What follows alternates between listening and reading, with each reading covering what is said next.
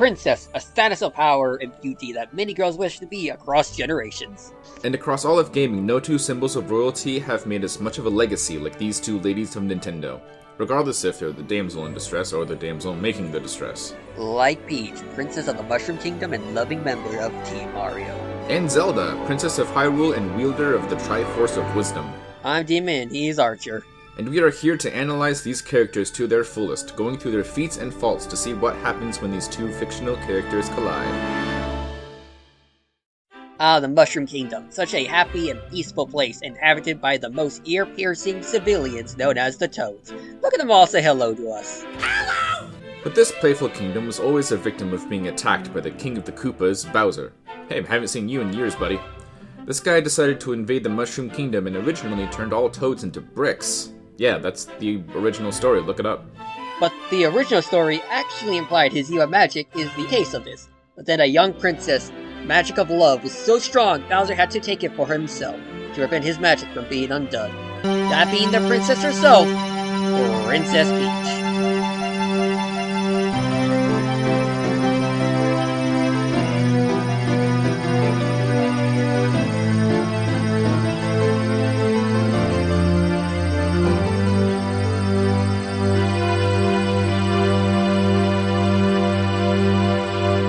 Wait, is that it? Next character has like generations of lore and importance about reincarnation and destiny and yada yada yada. Peach only has this?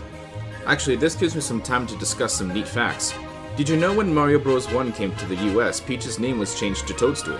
Most likely because America didn't understand why her name was Peach and she ruled over toads. This happened for years in America in both games and cartoons until Super Mario 64 where she calls herself Peach.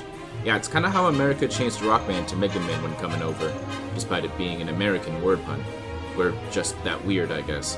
Wow, I'm sure a lot of folks just really learned from that piece of international history. More than you ever will. But even then, while she doesn't have the deepest backstory, Peach is also one of the legendary star children destined for greatness. With said greatness, she has shown many crazy things. She can break rock with her bare fist, take damage most people couldn't survive, and even glide through the air with her own magic. Her heart magic doesn't just help her traverse the place. She can cast many magical spells like Mute, which can turn off other people's magical options for a short time, can summon raining bombs from the sky, and can summon a sheep that can send an enemy to sleep, or just throw you around with her telekinesis. Wait, what? She's a master at healing magic, and her other magic allowed her to pull out turnips anywhere she stands. And she has her trusty parasol around, even upgraded to a literal talking one that consumes enemies. Wow, that's dark. Alongside that, she has the amazing Vibe Scepter, which upon use can drastically change anyone's emotional state to uncontrollably laugh, to even crying. And she learned to weaponize her own emotion powers. When she's mad, she becomes invincible. Crier makes her move faster and causes you for the trip, and the others are basically flight and healing. Well, her emotions aren't the only thing she has up her arsenal, much like the Plumber Bros. She uses different types of flowers to weaponize the different elements like fire, ice, and bubbles. She can use a leaf to turn into a tanuki and whack foes with the tail. She can duplicate herself with the double cherries and even turn invincible with a star.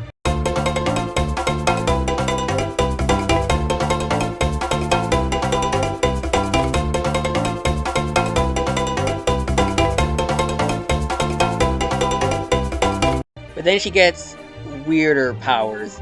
Like being able to turn into an elephant, become a kitty cat, have an unlimited supply of boomerangs, turning kaiju with a mega mushroom, and piercing the very heavens itself with a drill.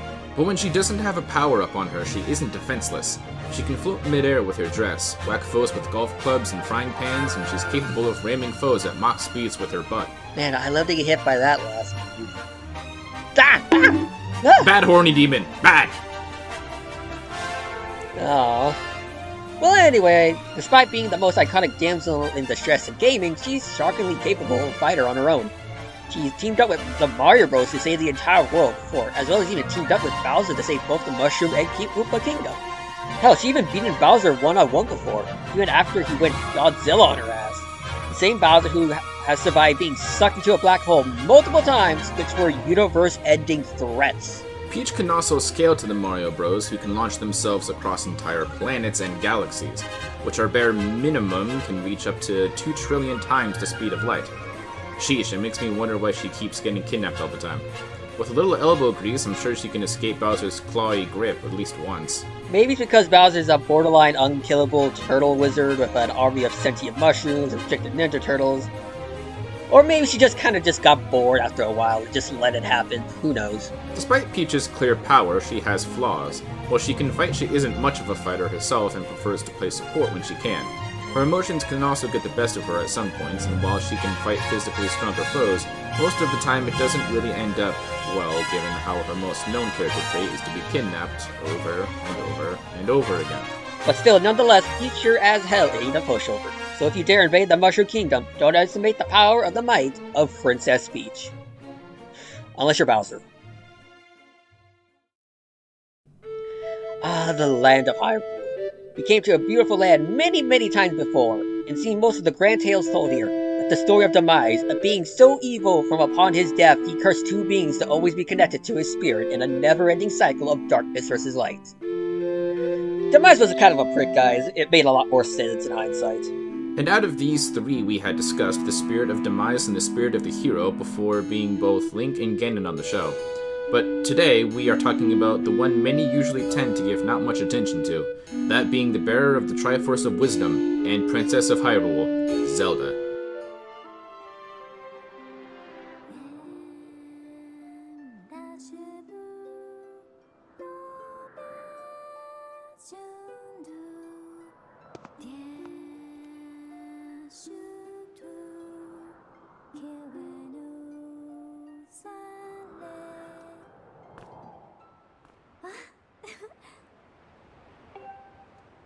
And let's not just say any Zelda. From the Great Lands to the skies above to even the vast sea itself, Zelda's incarnation's been everywhere, and that's what we're going to discuss today, folks. That's right, we are going to discuss everything minus the obvious non-canon warrior game. Hello, what about me? No, you're not in this episode.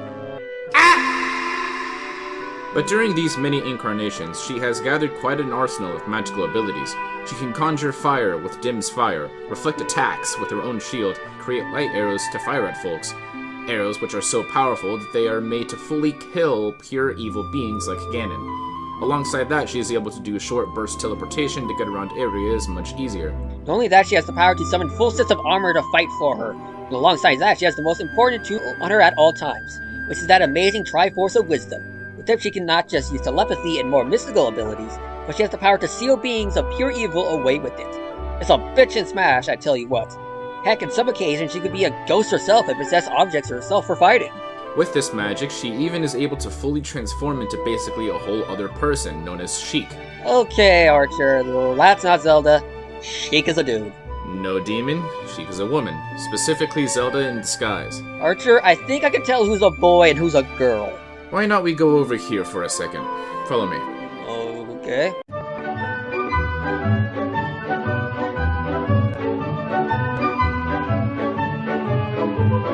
Well, I have a lot to think about myself now. Anyway, with this transformation, she doesn't just get explosion weapons, chains, smoke bombs to teleport, she can even use a small harp to do even more damage. And that's not all she can transform. You see, in the main game's latest adventure, she can even be a dragon. Yes, Dragon Zelda is a thing, despite kinda needing a lot of prep and outside influence to even be used. But let's go back to discussing the thing all Zeldas have in common, the Triforce of Wisdom itself. Oh yeah, it's not as cool as the unbeatable Triforce of Power or the unbreakable will of the Triforce of Courage. But with it, she can transfer spirits, can protect her from soul shenanigans, can manipulate light itself, become a weapon like those nifty arrows, and can even heal herself. And with this magic, it's no surprise she was given one of the Triforce pieces, which means she should be comparable to the other two. Like Link, who defeated beings like Majora who can pull entire moons out of orbit, or even Ganon, who was able to make an eclipse, which we have discussed before, and it was calced to take around 136 quetaton, which I still say was a made-up word. Heck, she's able to scale to a lot of the speed stuff from Link. Yeah, the same lightning dodger and laser deflecting Link. No wonder she could seal Ganon on her own to make sure Link comes back to finish him. Really, Hyrule is truly safe when their princess is there. No matter the timeline, Zelda will always be the wisdom the hero needs.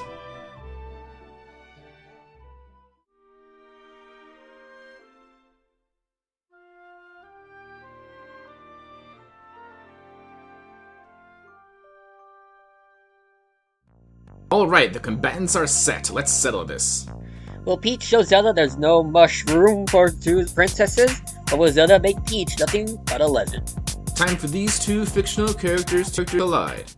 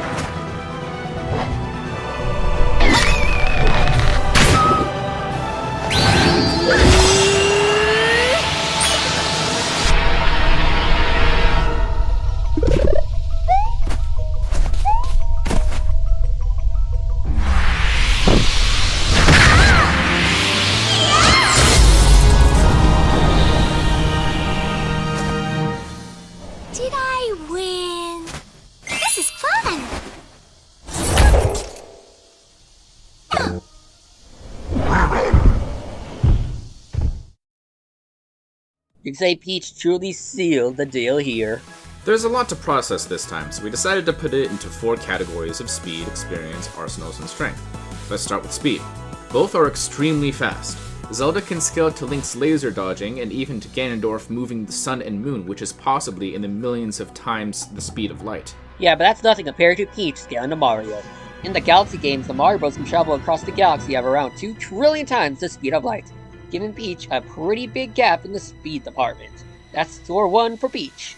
But what she doesn't have the score for is in experience. Granted, Peach isn't as much of a helpless damsel as the media tries to depict her. She has fought alongside Mario against some heavy hitters and even defeated Bowser on her own, but a lot of that was more so on-the-spot training, unlike Zelda. Zelda has led armies into battles in multiple continuities, and even in the Ocarina timeline has a bunch of Sheikah training.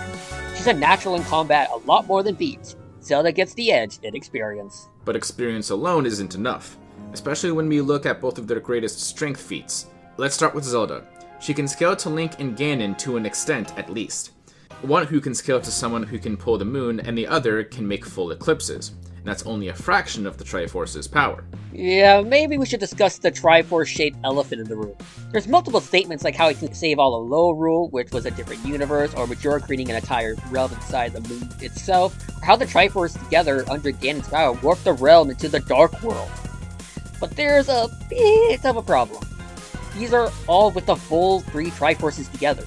Saying one Triforce can ravel all 3 together, especially Zelda, which isn't like the Triforce of Power, is kinda dubious. But let's give her a hypothetical.